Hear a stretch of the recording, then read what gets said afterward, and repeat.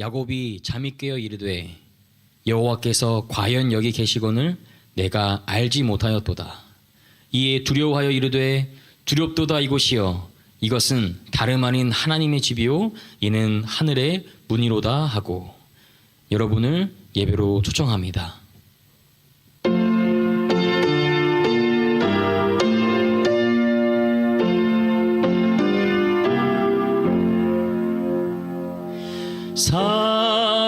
살아계신 주의 영 부어줍소서. 살아계신 주의 영 부어줍소서.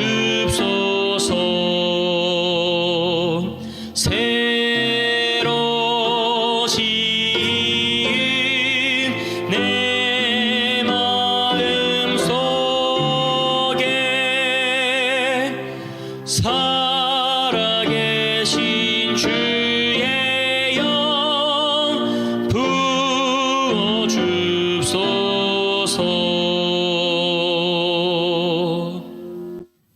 자비하신 하늘아버지 하나님, 오늘 현장에서 그리고 영상을 통하여 주님 만나 뵙기를 원하는 교우님들 마음 가운데 살아계셔 주시고 이 예배를 통하여 하나님께 온전히 영광 돌리는 귀한 시간 되도록 복내려 주시옵소서. 예수님의 이름으로 기원합니다. 아멘.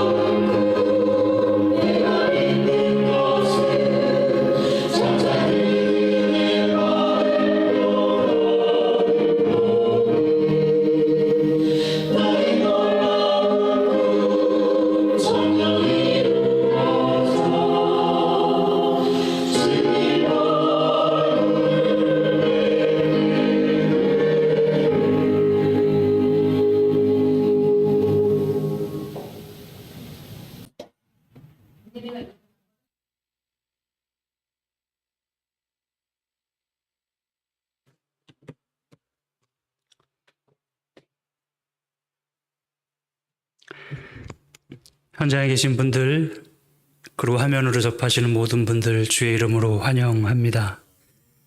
오늘 특별히 김진숙 선도님의 아드님, 우리 정호청 한우님 맞으시죠? 예, 찾아주셔서 그리고 함께 예배를 드리게 돼서 기쁩니다. 오늘 찬양은 시공을 초월한 우리 안겔로스 팀들이 또 하나님께 영광을 돌려주셨습니다. 지금 투병하는 교우님들 여러분들 계신데, 그리고 마음에 근심 있는 분들도 있을 줄 압니다. 그분들을 위해 하늘의 위로와 또 하나님의 은혜가 함께하길 이 시간 간구드립니다. 이제 조만간 코로나 시절도 더 좋아져서 우리가 다 대면하여 서로 만나고 접촉하면서 예배드릴 날이 속히 오기를 또 마음의 소망을 갖습니다. 오늘 말씀의 제목은 설탕 두 숟갈의 위로, 설탕 두 숟갈의 위로라는 제목으로 은혜를 나누고자 합니다. 먼저 하나님 말씀 두 구절입니다. 골로새서 고린도 후서입니다. 신실하고 사랑을 받는 형제 오네시모를 함께 보내노니 그는 너희에게서 온 사람이라. 그들이 여기 일을 다 너희에게 알려주리라. 나와 함께 갇힌 아리스다고와 바나바의 생질 마가와 유스도라 하는 예수도 너희에게 문안하느니라. 이런 사람들이 나의 위로가 되었느니라. 나의 위로가 되었느니라. 그 다음 구절은 우리가 마게도냐에 이르렀을 때에도 우리 육체가 편치 못하고 사방으로 환난을 당하여 밖으로는 다툼이요 안으로는 두려움이라.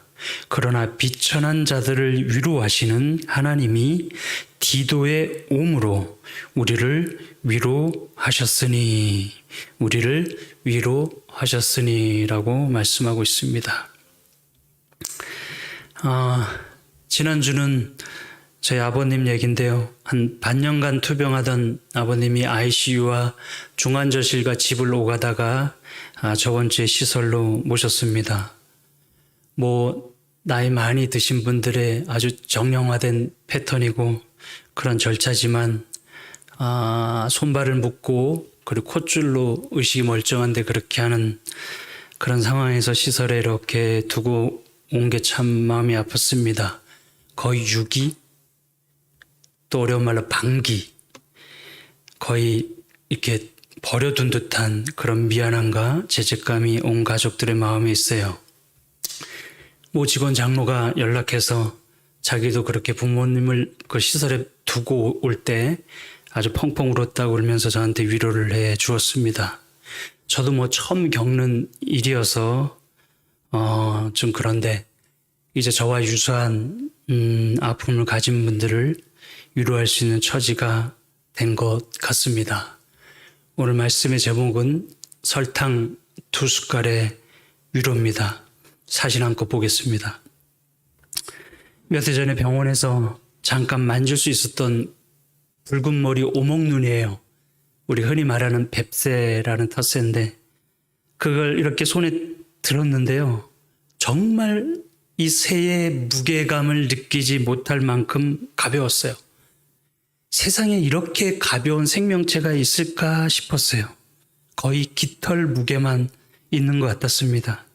그렇게 잡고 있는데 그 손 안에서 그 조그마한 미물의 심장이 뛰는 거예요. 팔딱, 팔딱. 심장이 콩알만 할까요? 파달만 할까요? 아주 경탄스러웠어요. 시 하나를 소개해 드리겠습니다. 설탕 두 숟갈처럼 몸무게가 25g 밖에 나가지 않는 작은 북방 사막 닭새는 남아프리카에서 북구까지 3만 킬로미터 지구 한 바퀴를 난다고 한다. 살다가 가끔 내 몸무게보다 마음의 무게가 몇백 배 더 무겁고 힘들고 괴로울 때 나는 설탕 두 숟갈의 몸무게로 지구 한 바퀴를 날고 있을 아주 작은 새 한 마리를 떠올리겠다라고 시인 임복순 씨가 쓴 그런 몸무게는 설탕 2숟갈이라는 시의 내용입니다. 북방 사막 닭새는 정말 25g, 이렇게 티스푼으로 2숟갈, 그 가벼운 몸무게로 거센 바람과 맞서며 지구 한 바퀴를 날아가요. 우리나라 서해 갯벌에 찾아오는 도요새가 있어요. 한 50g, 100g도 안 되는. 그게 한 번도 안 쉬고요. 호주까지 날아가요.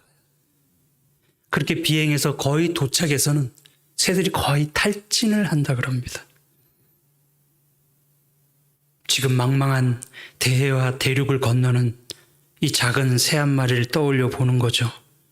남은 한 방울의 기력을 다 짜내서 수백만 번의 날개짓, 그 고단한 날개짓을 하면서 이 작은 새들이 앞으로 나아갑니다. 이 가냘픈 새들은 생을 포기하는 일이 없어요.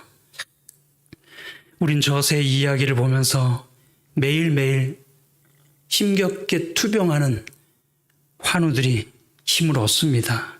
저 약한 새들이 퍼덕이며 날아가는 걸 보면서 우리 삶에도 위로를 얻게 되는 겁니다.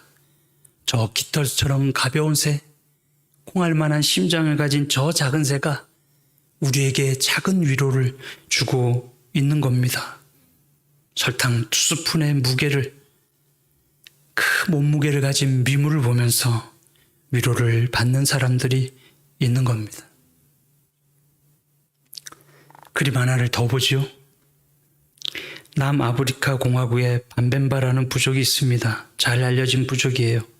이 부족은 누군가가 죄를 지으면 특이한 행동을 하는 거로 잘 알려져 있어요. 그들은 범죄자를 결박하지 않는데요. 그 대신 죄인을 마을 한복판에 딱 둔다고 합니다. 그러면 모든 마을 부족 사람들은 하던 일을 다 멈추고, 그리고 죄인이 있는 그곳에 죄인을 중심으로 동그랗게 원을 그리고 손을 잡는다고 그래요. 그런 다음에 이제 한 사람씩 돌아가면서 이야기를 한다고 합니다. 뭔 이야기냐면 그들 가운데 있는 그 죄인이 여지껏 했었던 선한 일들을 떠올리면서 그 사람한테 한마디씩 말을 해주는 겁니다. 그때는 그가 여지껏 보여주었던 아름다운 모습들이 다 말해지게 돼요. 그가 단 한 번이라도 베풀었던 친절한 너그러운 행위들을 낱낱이 들려줍니다. 그의 아름다운 자질, 장점, 헤아릴 수 있는 모든 선한 것들이 그곳에서 다 입을 통해 발해지게 돼요. 온 부족은 진지한 마음으로 이 의미 있는 의식에 참여한다고 합니다. 그렇게 꽤 시간이 흐르고 죄인에 대하여 따뜻한 말이 바닥이 나면 그때서야 원을 풀고 마무리한대요. 그런 다음에 온 부족은 축제를 한다고 합니다. 행복한 축제를. 그런 다음에 그를 부족 안으로 기쁘게 받아들인다고 말합니다. 죄인을 칭찬하고, 죄인을 격려하고, 죄인을 위로하고, 그렇게 해서 사람이 좋아지는 거죠. 사람은 위로받아야 좋아지는 거죠. 우리나라 OECD 자살률 1위입니다. 서울에서만 목사들 3만 5천 명이 대리운전해요. 그 새벽 기도 전에는 그 새벽에 택배 분류 작업을 한다고 합니다. 노인 청소년 자살률 1위고 하루에 근 40명이 목숨을 끊어요. 거의 이틀에 3일에 한 번씩 한강에서 사람이 지금 떨어지고 있어요. 해외 아이 입양률 1위고, 실업률 1위고, 이혼율 1위고, 알코올 소비량 세계 1위, 교통사고 사망률 1위고, 그래서 요즘 천천히 가게 해도 그래. 폐지 줍는 노인이 250만 명을 넘어서고 있어요. 참으로 우리가 서로 힘들게 살아가고 있죠. 다 힘들고 다 위로가 필요하죠. 이런 나라에 우리가 살면서 우리가 또 피차 가장 못하는 것 중에 하나가 뭐냐면 서로 위로하는 거예요. 위로하는 거예요. 유명한 모 스님의 이야기를 우리가 잘 알죠. 그 스님이 설법이든 강의를 하면 강당에 쭉 사람들이 모여서 질문을 하죠. 법륜 스님 때도 보고 뭐 해민 스님 때도 우리가 보잖아요. 질문해요. 슬픈 질문을 해요. 나는 왜 이래야 되냐고. 나는 왜 태어났고 사람은 왜 죽어야 되냐고. 그런 가슴 아픈 질문을 하면 울면서 막 물으니까 이 할머니 아줌마들이 이 스님들이 또 답해 줄 게 없어요. 그래서 딱 한 질문자 앞에 가서는 어떻게 해요? 걸어 나가죠. 걸어 나가서 그 아줌마를 안아요. 그리고 같이 울어요. 펑펑 울어요. 그러면 그 강의 들어왔던 사람들도 똑같이 울어요. 똑같이 울어요. 그게 전부인데 사람들은 깊은 위로를 받는 마음을 갖는 거예요. 저희 동네는 실향민 동네예요. 북에서 그냥 전쟁 끝나면 올라가야지 하고 잠깐 사람들이 내려와서 살던데요. 원래 전쟁 전에는 북한 땅이었고요. 그렇게 사는 분들이니까 뭐 제대로 된 직업이 없죠. 동네가 바닷가니까 배를 타는 것밖에 없어요. 그렇게 타니까 사람들이 거칠고 힘들고 막 삶이 벅차니까 다 부모들은 다 술로 모든 아침부터 저녁까지 그렇게 삽니다. 그 만취돼서 배에서 내려오고 그럼 엄마들을 두들겨 패고 살림 푸시고 애들은 도망가고 지게 작대기 들고 막 패러 오면 무조건 잘못했습니다. 이렇게. 온 동네가 저희 동네는 거의 다 그랬어요. 그 힘든 보릿고개 60년대 70년대 그 연명이 힘들었던 시절에 그 엄마들은 제사를 지내죠. 1년에 12번 지내는 제사를 지내는 분들도 있어요. 명절도 그렇게 보내고 그렇게 어려운 가운데 엄마들이 힘들게 살림할 때 아버지들이 엄마한테 다가와서 여보 수고했어 이런 말 하는 집이 한 집도 없었어요. 맨날 구한말 얘기하면서 쌍욕을 하죠. 왜 그런지 몰라 북한 사람들은. 우리 엄마는 말이야 하면서 그 찬물에 두부 만들고 콩을 갈아서 뭐하고 할 때 너는 전기도 쓰고 막 이런 얘기. 엄마들이 위로를 받지 못해요. 또 엄마들도 뭐 큰 차이 없었어요. 딸애들이 설거지 하다가 접시라도 깨면 막 혼쭐이 나죠. 아주 잘한다 잘한다. 너는 뭐가 없니? 손이 없니 발이 없니? 네 애비 닮아가지고 살림 다 말아먹어라. 누구 하나 와서 우리 딸 다친 데 없냐? 그렇게 물어주는 집이 없었어요. 여름에 우리 어린애들이 놀 때는 다 바닷가 아니에요. 수영하고 놀고 배고프면 뭐 집에 먹을 게 있나 거기서 조개캐서 그 자리에서 구워 먹고 막 이렇게 먹는데 그렇게 수영하다가 죽다가 살아난 애들이 매번 있어요. 죽기도 하지만 얘가 죽었다가 살아났어요 하면서 막 그 집에 가서 얘기하면 엄마들이 어떻게 얘기해? 전문디 새끼 저거 응? 공부도 안 하고 거기 왜 갔냐고 귀신은 뭐하고 있냐고 저거 잡아가지고 살아왔다고 막 저 썩을 거다고 욕을 해.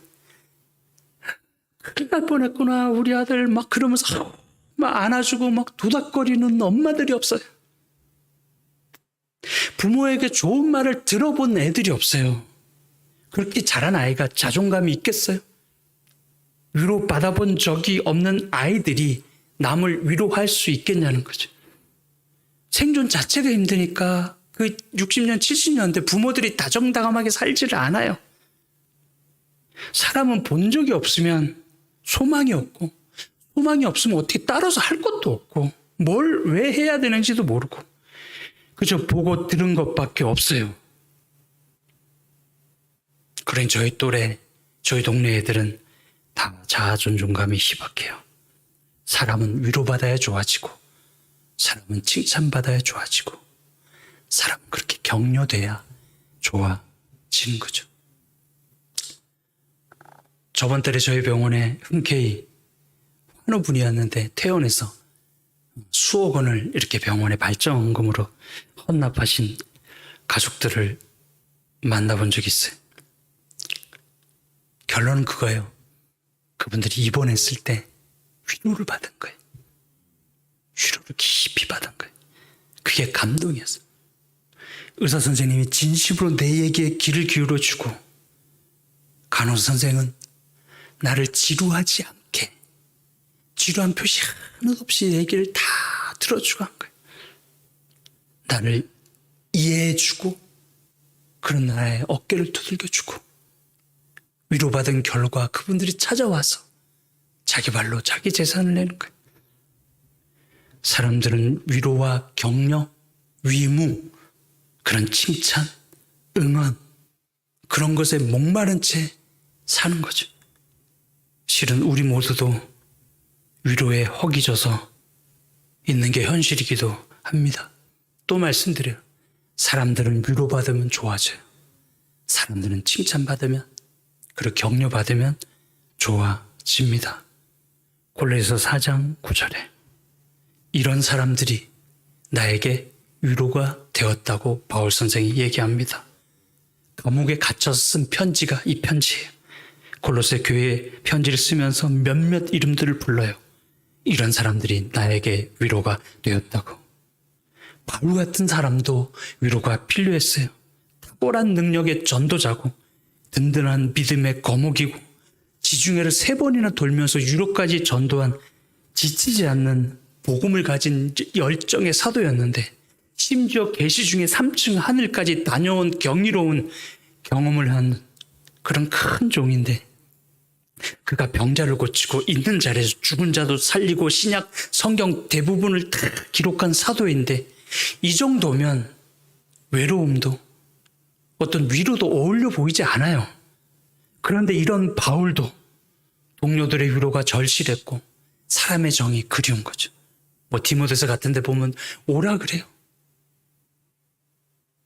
모두 갖다 달라고 그러고 위대한 바울 같은 존재도 이러할진데 하물며 저와 여러분은 오죽할까 하는 거예요. 애들부터 노인까지 다 위로가 필요해요. 고린도후서 보지요. 7장 5절에 하나님이 디도를 우리에게 보내주셔서 바울이 위로를 받았다고 우리가 위로를 받았다고. 바울은 문제 많은 고린도 교회에 첫 편지를 보내고 딴 곳으로 가는 중에 그 교회에 좋은 소식을 가져온 디도를 만나요. 무거운 발걸음을 하던 바울이 디도가 가져온 교인들의 좋은 소식을 듣고 아주 기뻐해요. 그 보낸 첫 편지에 대해서 궁금하던 차에 좋은 소식을 딱 듣고 진심 어린 반응을 듣고 바울이 마음에 기쁨이 가득해가지고 그 자리에서 두 번째 쓴 것이 고린도 후서에 이거. 안팎으로 힘이 들어서 힘이 쭉 빠지고 한숨이 나오는데 하나님은 사람을 보내서 바울과 동력자들의 마음의 위로를 해주셨어요. 좋은 소식이어서 위로도 받기도 했지만 바울에게는 디도가 온 것 자체만으로도 마음에 큰 위로가 된 거예요. 하나님은 디도를, 하나님은 사람을 보내서 바울과 동료들을 위로해 주셨어요. 우리 병원에도 그리고 우리 교회에도 하나님 보내주시는 디도 같은 분들이 있을까요? 디도 의사, 디도 간호사, 디도 장로, 디도 집사, 그리고 디도 목사, 그렇게 위로가 되는 사람들 말이죠. 그리고 나는 위로를 받는 게 많아요? 아니면 내가 위로를 이렇게 전하거나 베푸는 편이 더 많습니까?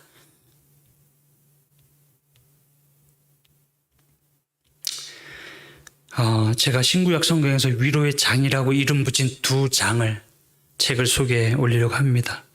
첫째는 바울이 3차 선교 여행에서 로마의 신자들에게 쓴 로마서의 마지막 장에 보시죠. 완전 위로의 장이에요. 다 사람들 이름이 그 유명한 로마서 끝장에 아주 쫙 나열되어 있습니다. 이 사람들의 이름을 보면서 위로를 느낍니다. 바울은 자기 믿음의 동지였던 사람들을 위해서 그 장을 아름답게 할애하고 있어요. 그들에게 경의를 표하고 그들의 이름을 거기에 꼭이꼭이 다 적어 바치고 있어요. 뒷전에서 일한 믿음의 동력자들, 알려지지 않은 고마움을 바울은 기억하고 적어놓은 거예요. 바울이 이렇게 믿음의 동지들의 이름을 언급하고 문안하지 않았으면 우리는 이런 사람들이 있는지도 모르고 전혀 알 길 없이 그렇게 살았을 겁니다. 바울의 삶은 전쟁터였죠. 가는 곳마다 원수들이 그를 기다리고 있었어요. 심지어 예루살렘에는 바울이 죽기 전에 먹지도 마시지도 않겠다고 결심하고 바울을 죽이고자 하는 40명의 그 단체가 있었어요. 말만 들어도 다리가 후들거리고 힘이 쑥 빠질 만합니다. 이런 바울에게 힘이 되는 사람들이 이 사람들이었어요. 바울이 꼭 해야 될 사명에 공감하고 응원하는 사람들, 바울 곁에 서서 믿어주는 믿음의 벗들이 있었기 때문에 바울은 쓰러지지 않았죠. 그는 한 명이라도 헛되이 취급하지 않고 일일이 호명했어요. 바울이 바울 된 것은 이렇게 함께한 사람들 덕분임을 바울은 잊지 않고 있는 거예요. 위에 옆에 빼곡한 이 이름은 바울에게 신실한 위로 그 자체였던 거죠. 또 한 구절 보면 심지어 바울을 위해서 감옥에 갇힐 정도의 사람들이 있었어요. 누가 감옥에 갇힌다고 같이 갇히는 사람이 누구겠어요? 누가 이렇게 하겠냐고.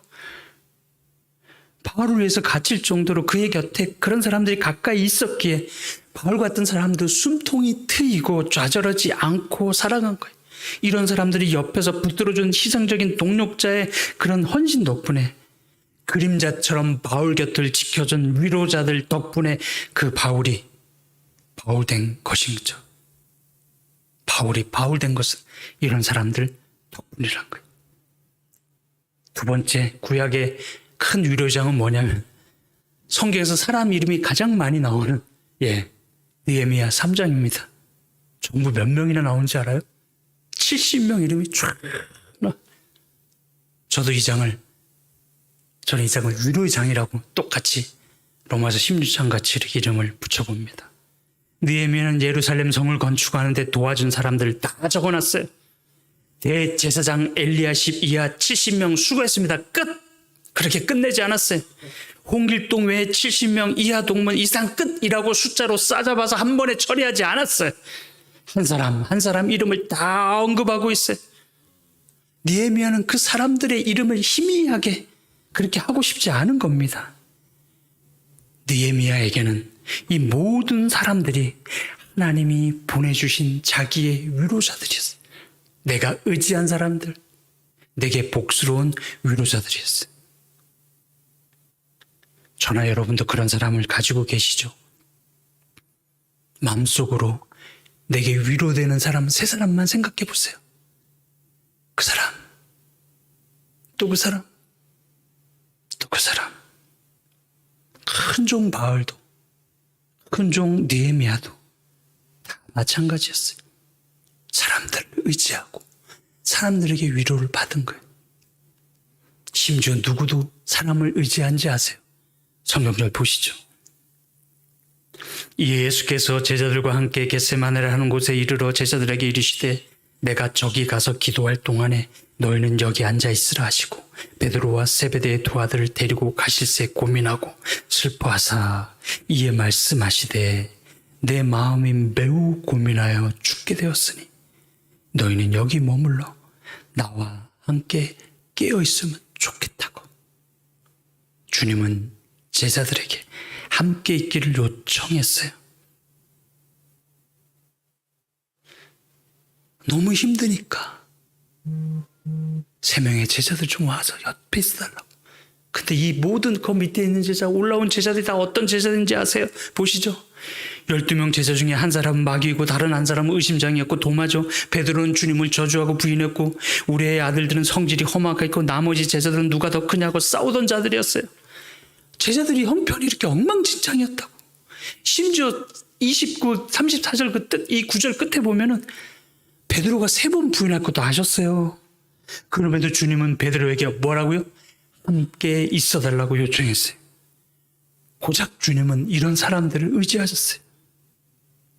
그런 사람들의 부족을 나무라마 하지 않고 힘든 내 곁에 있어달라고. 뻔히 실망시킬 제자들인 거 알면서도 그 제자들의 우정을 의지하셨어요. 가장 힘든 시기에 주님은 제자들을 힘과 위로로 삼고자 하신 거죠.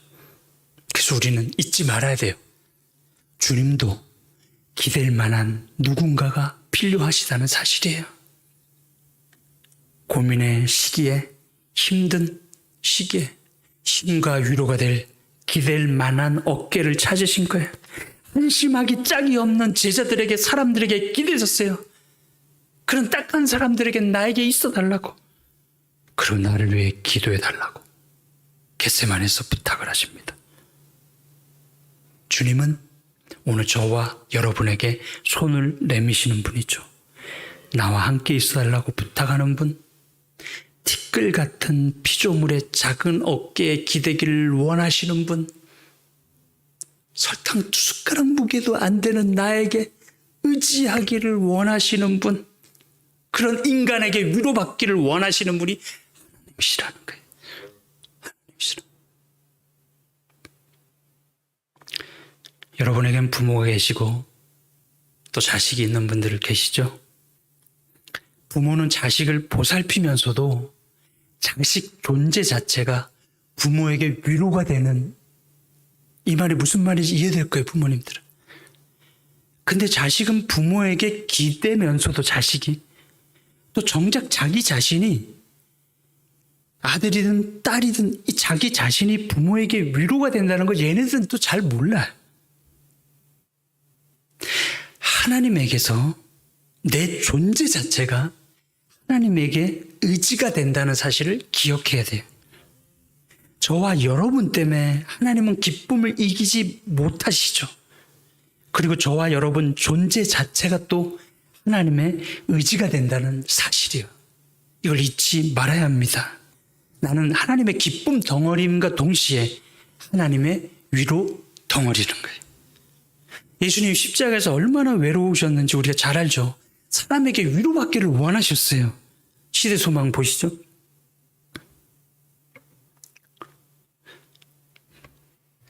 예수께서는 간절한 마음으로 당신의 제자들에게서 저들의 믿음을 나타내는 어떤 말을 듣기 위하여 기다리셨대. 아무도 주님으로 인정하지 않아. 아무도 부모로, 하늘 엄마로, 하늘 아버지로 인정하지 않아. 그때 한 사람이 등장하는데 그 사람이 누구라고요? 예, 십자가 위에서 고통당하는 예수께 한 줄기 위안이 비추었다. 누굴 통해서 비춘 거죠? 예, 십자가 강도예요. 그 많은 사람들 중에 십자가 강도 외에는 아무도 예수님을 주님으로 인정하지 않았어요. 강도가 예수님을 고개 들여서 예수님 찾자 고통당하는 주님의 가슴에 따뜻한 한 줄기 위안이 빛이 비쳤다고 그러잖아요. 세상에 빛 대신 주님 가슴에 따뜻한 빛으로 다가온 건 사람이어서, 사람. 강도의 한마디, 강도가 알아준 거였어요. 사람들은 나 같은 거 인간 쓰레기라고 그래서 죽어 마땅하다 그러는데, 주님, 저도 구원받을 수 있을까요? 아이고, 죄인을 구원하러 오신 분이 예수님인데 구원해 주다 말라. 당연히 구원하죠. 거기서 강도만이 주님을 주님으로 알아봐 준 거예요. 그만이 하나님을 알아준 것이 하나의 가슴을 따뜻하게 하는 위로였다고 하는 거예요. 오늘 김지중 선도님 아드님 오셨어요. 여기 오려고 마음 먹은 것 자체가 어떻게? 하나님 마음을 확 녹여주는 거예요. 엄마 마음도 녹여줘요. 자녀가 있는 분들은 보세요. 내가 부모이면서도 자녀들을 의지하고 살잖아요. 내가 보살피면서도 그 아이를 의지하고 그 아이에게 위로받는 게 부모들이라고. 그 마음이 어디서 내려왔어요? 하늘로부터 내려온 거예요. 하나님이 천지 창조를 7일 동안 한 이유는 하나입니다. 사람 때문이에요. 하늘과 땅과 바다와 물들의 근원을 만드신 이유는 하나입니다. 우리들 때문이에요. 안식일도 우리가 태어난 게 기뻐서 제정한 기쁨의 날이죠. 근데 만에 하나 저와 여러분이 없으면 온 천하 만물, 온 세상은 아무짝에도 필요가 없다고요. 우리 애가 없는데 애 방이 멋있으면 뭐하고, 애가 키우던 개가 이쁘면 뭐하고, 아무 소용없는 거예요. 하나님에게 가장 큰 행복과 위로를 주는 존재는 누구라고요? 내게 자녀가 가장 큰 위로이듯이 하나님에게서 가장 큰 위로는 뭐예요? 저와 여러분 하나님의 자녀들이. 하나님에게 가장 큰 위로는 저와 여러분들이. 놀랍지 않아요? 이 어마어마하게 큰 우주 공간에 수많은 하나님 만든 피조물이 많지만 정말 그 무궁한 우주에서 티스푼 2숟가락, 설탕 2스푼 무게도 안 되는 우리를 하나님은 영원한 위로자로 삼고 계신다는 게 말이 되냐고요. 이제 돌아오는 한 주도 하나님께서 내게 머리를 이렇게 기대고 의지하시면 어깨 내리지 마시고 툭 치지 마시고 전철에서 그러듯이 그냥 하나님 어깨에 받쳐 주십시오. 그리고 행복해 하십시오. 그리고 감사하십시오. 나 같은 것도 의지한다고요? 그럼요. 3년만 주님 따라다니고 주님 죽은 자 살리고 온갖 기적 다 본 사람도 주님 의지하셨다고, 그리고 그런데도 불구하고 엉망으로 살은 사람도 의지하신 주님이라면 예수님 직접 보지도 못하고 오늘 예배 나오고 하고 기도하고 아멘하는 여러분들 얼마나 의지하시겠어요? 그 하나님이 뭐 하시면 내가 어깨를 살짝 기대면 어떻게 한다고요? 그대로 가만히 하나님께 어깨를 받쳐주시고 그리고 행복해 하시고 그 하나님께 감사하시는, 그렇게 해서 하나님께 위로를 드리는 새 한 주가 되길 간절히 바랍니다. 여러분이 살아계심 자체가, 그리고 교회 나가고 하나님을 쳐다보는 것 자체가 하나님은 어마어마한 위로임을 깨닫고 그 좋은 하나님께 위로를 많이 드리시는 한 주간 보내시길 바라면서 말씀을 드립니다.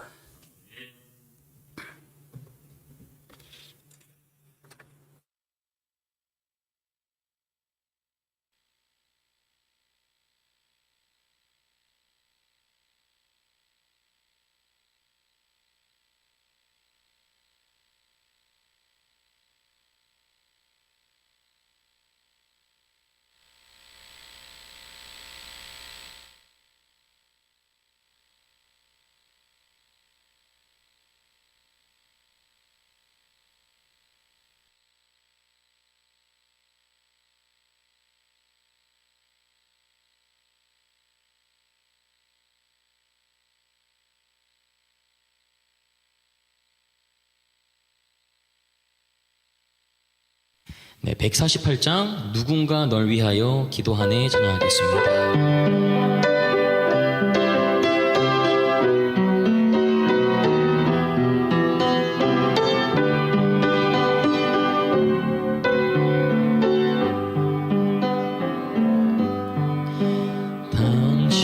당신이 지쳐서 기도할 수 없고 눈물이 빗물처럼